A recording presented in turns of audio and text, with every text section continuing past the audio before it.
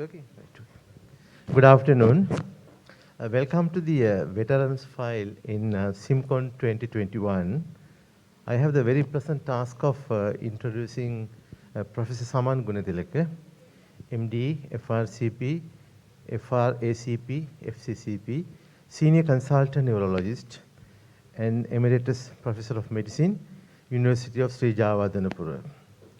With his experience over several decades as a senior clinician, Professor Gunatilaka is going to share his experience, how we manage some interesting and difficult cases over several decades. Professor Gunatilaka.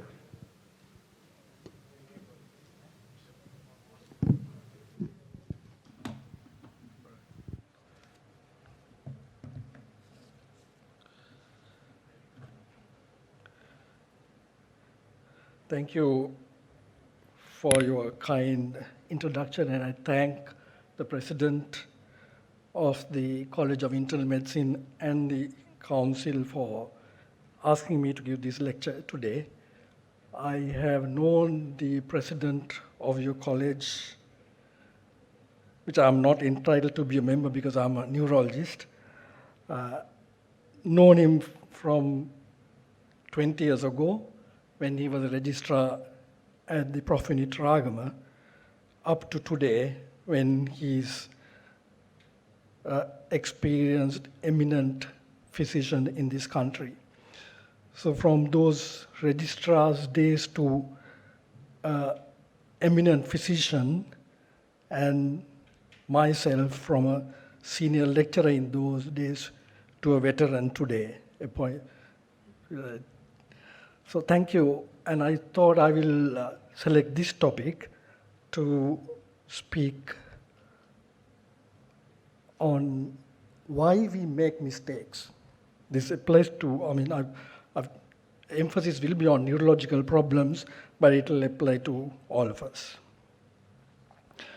The diagnosis is at the crux of our craft as physicians.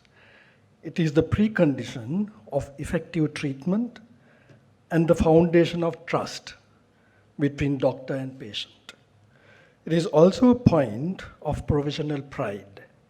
When doctors realize they have missed a diagnosis, they feel guilt and feel bad. Diagnostic errors are a major concern for both patients and physicians. In a recent survey, more than one half of patients said they were very concerned about being diagnosed properly when they see a physician as an outpatient. In addition, physicians consistently report encountering diagnostic errors. Moreover, diagnostic errors in neurological illnesses are more likely to cause serious permanent physical disability or death.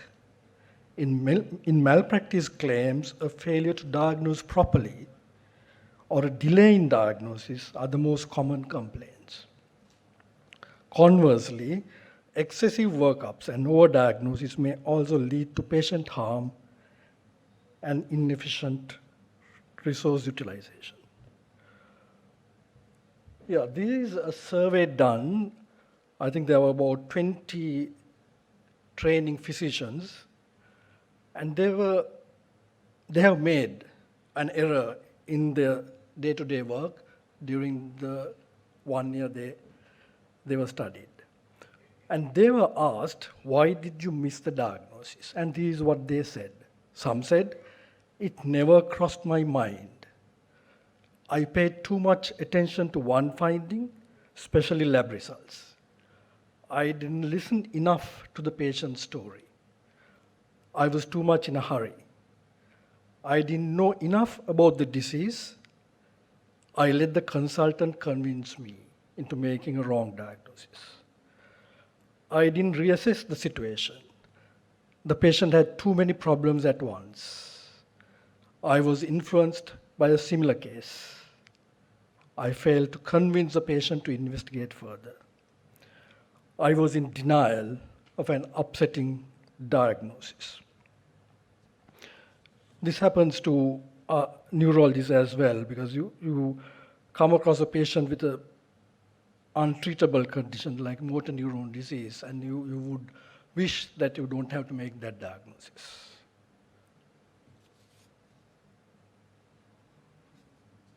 For a long time, neurology was regarded as an intricate discipline with many diagnostic perplexities, more liable to diagnostic errors among medical disciplines, particularly in the time based on illness history, a hammer, and a needle.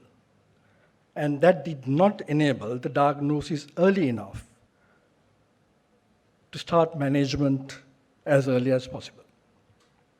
But recent fast development of new technologies applied appropriately opened possibilities for earlier and more accurate diagnosis, enabling early and efficient treatment. However, errors may happen using even these advanced techniques. Diagnostic errors have been estimated to occur up to 12% of emergency department patients. Neurological emergencies may pose particular diagnostic challenges, as shown in this study, with this study reporting that misdiagnosis or diagnostic uncertainty occurs in over 1/3 of emergency department patients presenting with neurological problems. Although the reasons for this are complex, they can be organized into 3 categories.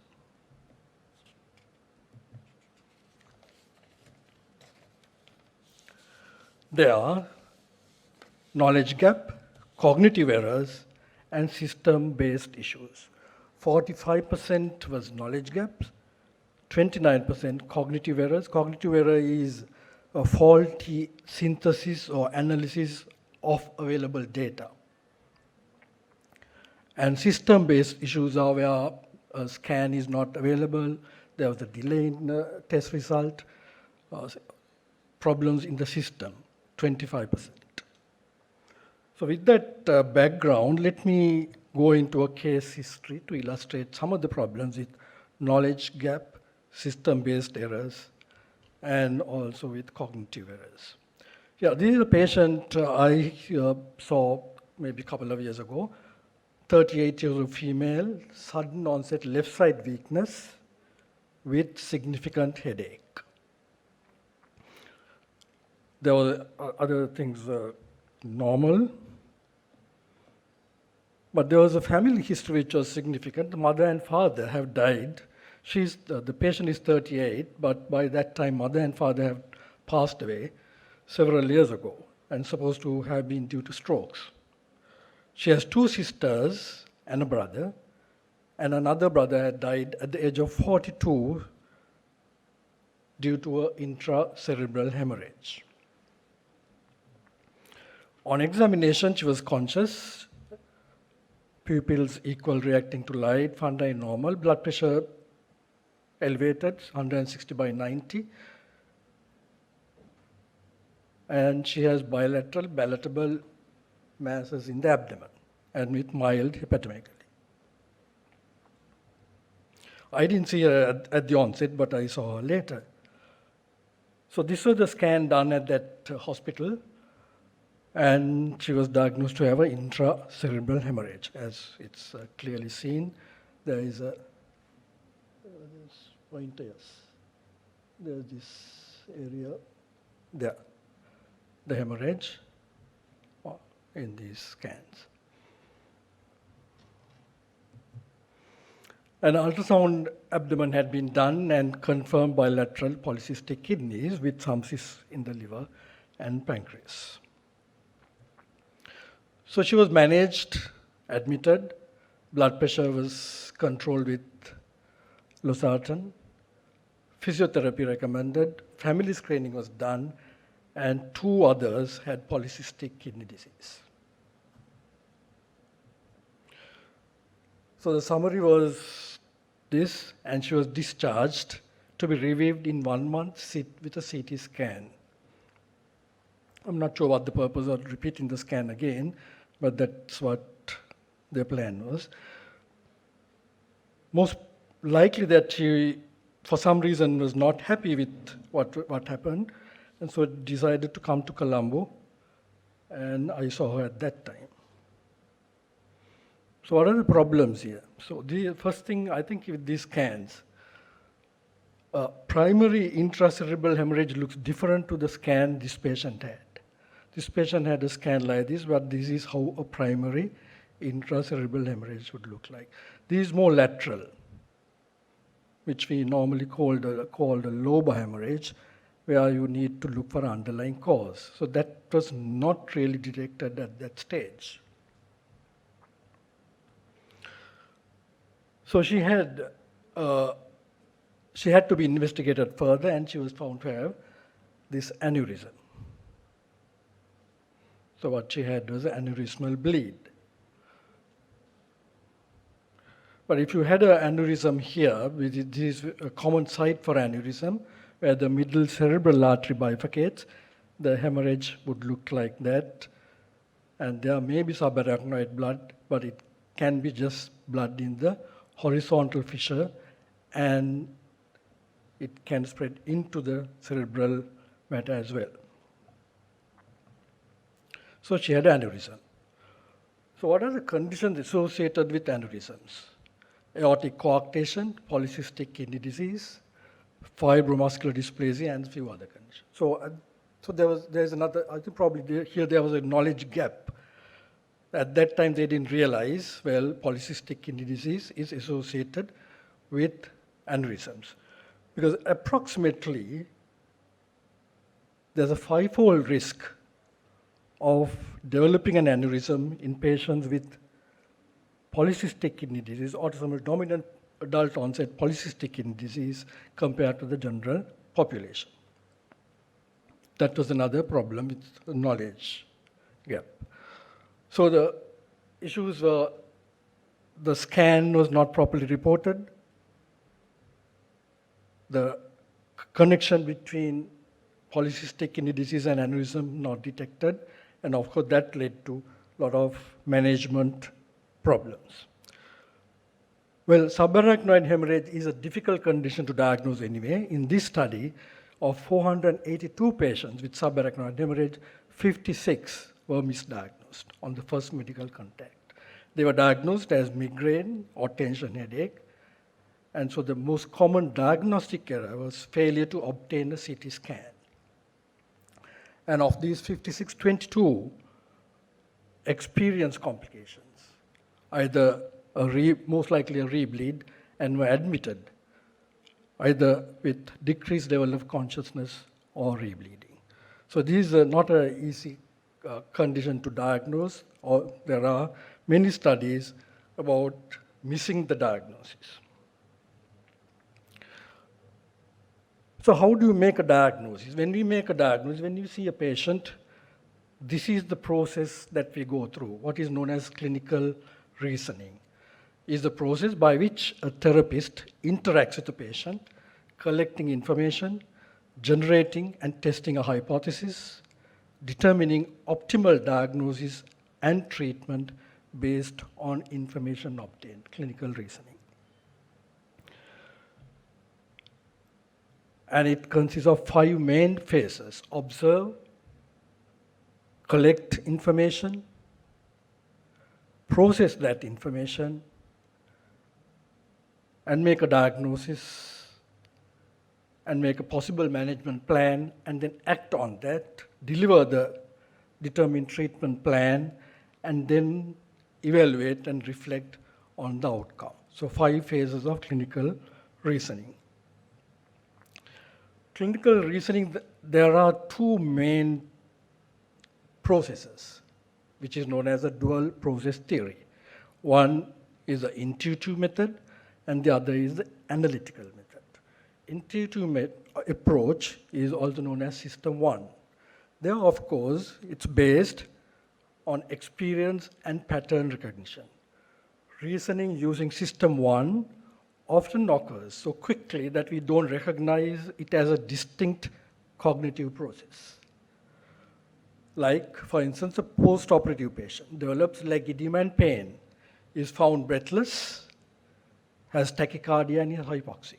So the immediate diagnosis for an experienced physician would be a pulmonary embolus. So it's a quick diagnosis. Also system 1. And this rapid thinking draws on prior clinical experience. What about analytical approach? System 2 is an analytical cognitive process that is time intensive and deliberate. It involves a conscious, explicit application of an analytical approach to arrive at the diagnosis. For instance, a problem like this, a patient with fever, headache, and presenting with a seizure had been working overseas. Now here, immediate diagnosis, it doesn't come into your head. You need to work out, maybe go into more details and look into it in more details and do further investigations. So because of multiple possibilities, here you have to consider the diagnosis as a detailed analysis of history and findings. So system 1, fast, automatic, pattern recognition and mental shortcuts. System 2, slow, deliberate, and you need a careful analysis. Like we used to do when we were young, like is it infection, is it neoplastic, metabolic, degenerative inflammation. So that's for medical students, but not for us. When it comes to us, we have to be quick, try to use the system 1 as much as possible. So which system do we use? And it depends on prior experience and also the stored illness script. Stored illness script is like in a computer or your phone. Like if you take a medical student, his phone will have phone meaning the brain, the scripts, very few stored. Whereas if you take the two eminent physicians here, I think the memory is full of these stored illness scripts of patients. So students and young doctors use the system 2 for clinical reasoning, and the consultants who are experienced use system 1 mostly, and also system 2 when the system 1 is not working. But the problem with system 1 is you are more likely to make errors. So you have to be aware of that. Then also the cognitive psychology is another term that we use to describe the science that examines how people reason, formulate judgments, and make decisions. Of that, heuristics is the shortcut or the experience-based technique that help physicians in rapidly synthesizing clinical information to come to a diagnosis. And we make errors due to cognitive bias, what is known as a cognitive bias. And there is a systematic error in thinking that occurs when people are processing and interpreting information in the world around them and affects the decisions and judgments that they make. So we make errors due to problems with cognitive bias. Now these two spots, normally we make a diagnosis by using the system, cognitive system known as the heuristics. The first one, patient has bilateral ptosis. She seems to have facial weakness, elongated face, and so for an experienced physician or a neurologist, the diagnosis would be myotonia dystrophica. But if you haven't seen this, if you don't know about this condition, however much you look into this phase, you will not make that diagnosis. Then you need to go into the system 2. Same with the second picture. If you see those spots in the face, the immediate diagnosis for an experienced person is adenoma sebaceum diagnosis, tuberous sclerosis. But if you show it to a person who doesn't know, who's inexperienced, then may come out with some other diagnosis like pimples or something like that. Right? So this is where your experience is used to make this spot diagnosis. Same with here, when you do this, but you need to look at what is known as prior probabilities. Prior probabilities meaning, if you look at this example, look at this MRI scan, the diagnosis would be, if it was in a Western country, like a European country, the diagnosis would be multiple sclerosis. If the patient had some symptoms, they would immediately make a diagnosis of multiple sclerosis and try to confirm that diagnosis. But if this patient was seen in India, then the diagnosis probably they would come up with, because multiple sclerosis is not so common, but TB is so common, would be cerebral tuberculosis. So depending on your prior probabilities, your diagnosis has to vary. But there is really a patient with neurosarcoidosis. Yeah, so that is known as representativeness heuristic. For instance, if you hear hoofbeats, if you're not in the African wild, then you have to think of horses rather than zebras. But of course, in Sri Lanka, I used to tell students when I teach at Kalboila, well, in Sri Lanka, of course, it's not even horses. You have to think of probably cattle hoofbeats. So even when you're making the diagnosis, you have to think like that. Think of the prior probabilities. So what are the cognitive biases that makes us commit these errors? One is known as availability heuristic, availability bias. And that is the diagnosis of current patient biased by experience with past cases. Like if you have seen 2 patients with Guillain-Barré syndrome during the last month, the next one who comes with some numbness and weakness may also be, the tendency is there to make that diagnosis. Like for instance, the example here, the physician has diagnosed 3 cases of diabetic neuropathy in the clinic today and diagnoses the 4th case as diabetic neuropathy despite a relatively rapid progression of symptoms. Right? So he makes that. So that's availability bias. Then the anchoring bias, which is fairly common, relying on initial diagnostic impression despite subsequent information to the contrary. A physician continues to insist that a patient has diabetic neuropathy despite severely prolonged latencies on nerve conduction studies. Yeah. So, I mean, this is common. I have seen many who had been diagnosed to have diabetic neuropathy but developing severe weakness, even the small muscle wasting in the hands, and going on with the diagnostic label of diabetic neuropathy, because that was the anchoring effect, diabetes, diabetic neuropathy, and you won't think of anything else, though there are signs and symptoms against that diagnosis. Framing effect, a diagnostic decision making unduly biased by subtle cues and collateral information. A physician continues to insist a patient has alcoholic neuropathy in a patient with a new onset foot drop. A blind obedience, placing undue reliance on test results or expert opinion. Premature closure is accepting a diagnosis before it is fully verified. The physician or the consultant or the surgeon is so confident that he's made the diagnosis and he doesn't allow any other diagnosis to come in. Even if the registrar or the senior registrar wants to say, no, sir, this is, he won't allow. So that's premature closure. Representativeness I dealt with, where a physician does not identify the cervicobrachial variant of Guillain-Barré syndrome as the typical presentation is acute ascending sensory motor symptoms and signs. So he won't even consider Guillain-Barré variant because it's not typical presentation. Yeah, so the framing effect in our situation would be something like this. A 49-year-old woman is admitted with progressive weakness of limbs over 2 days.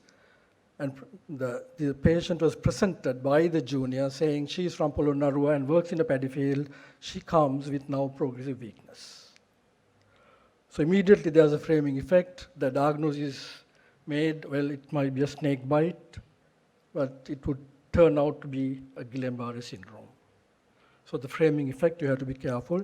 And this is why it's always good when you present a case to start with the presenting complaint rather than to say, this patient is diabetic, has high hyperlipidemia, has had 2 myocardial infarctions, 1 stroke, and now comes with weakness.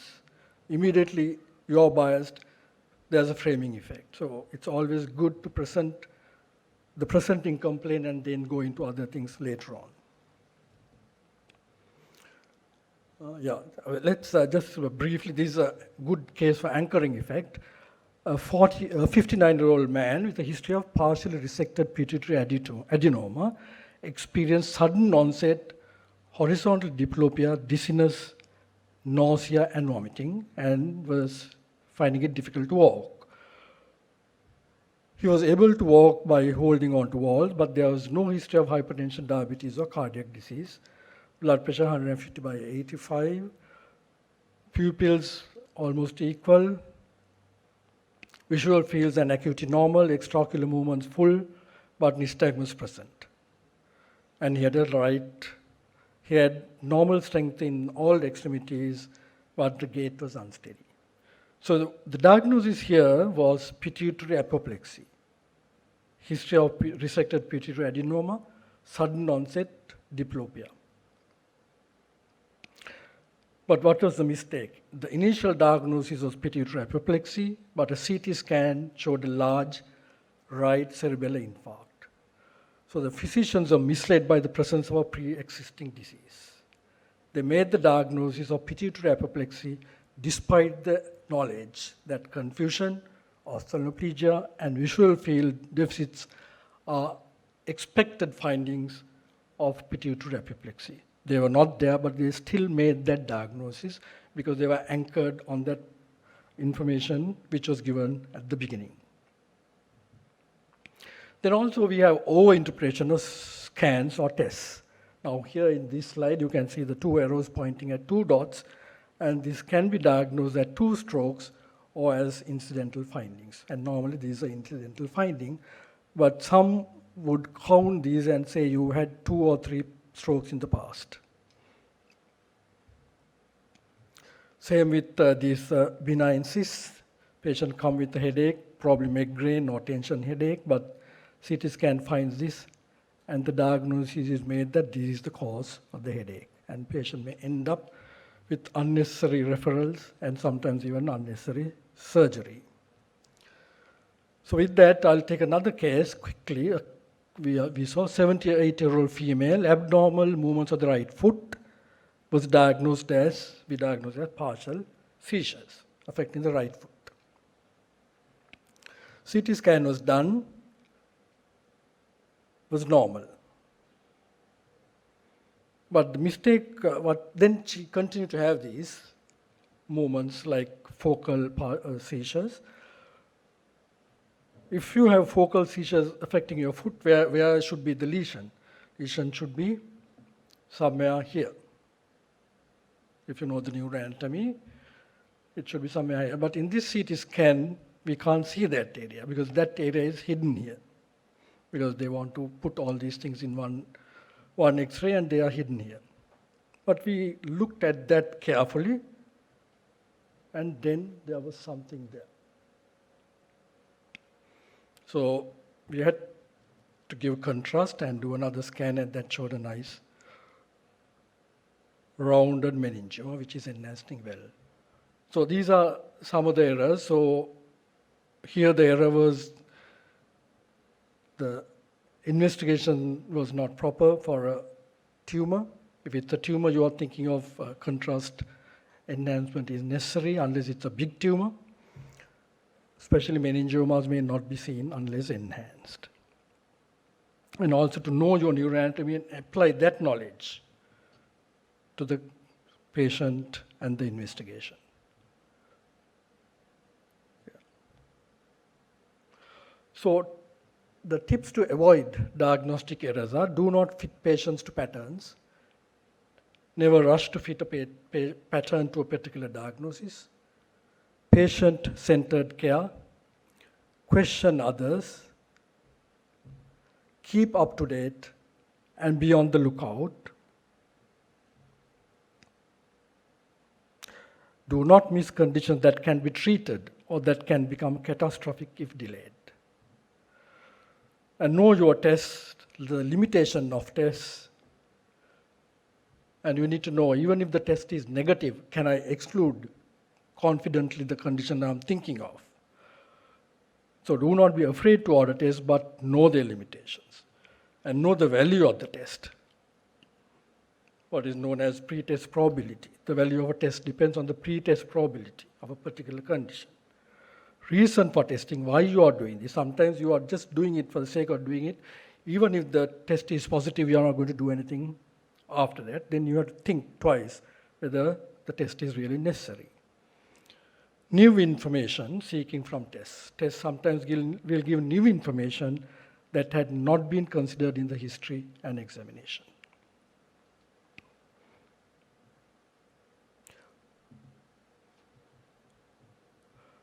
And also refer.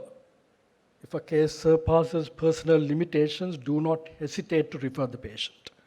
Learn from each case, both the ones that are diagnosed and the ones that are missed. Be humble, be prepared to say, I don't know. Time out. Do not rush the thinking process. There's a reason professional sports have timeouts. Question yourself, question the diagnosis if new symptoms or signs develop. And that's why we do sometimes daily ward rounds, because when you're doing that, you should be ready to change your diagnosis if there was new information, in addition to looking at the patient's well-being. Yeah, I think with that I will finish my talk by saying, to conclude, as clinicians, we should strive to improve our interview and examination skills, clinical knowledge, and reasoning abilities, because they remain our most powerful diagnostic tools. Francis Walsh, a British neurologist, in 1933, he wrote, "There is no mechanical substitute for the use of a trained intelligence. The truth is that it is the clinician's business to be the master of all available weapons and to know the use and the proper occasions of each, but not to be the slave of any one of them." Thank you very much for your kind listening.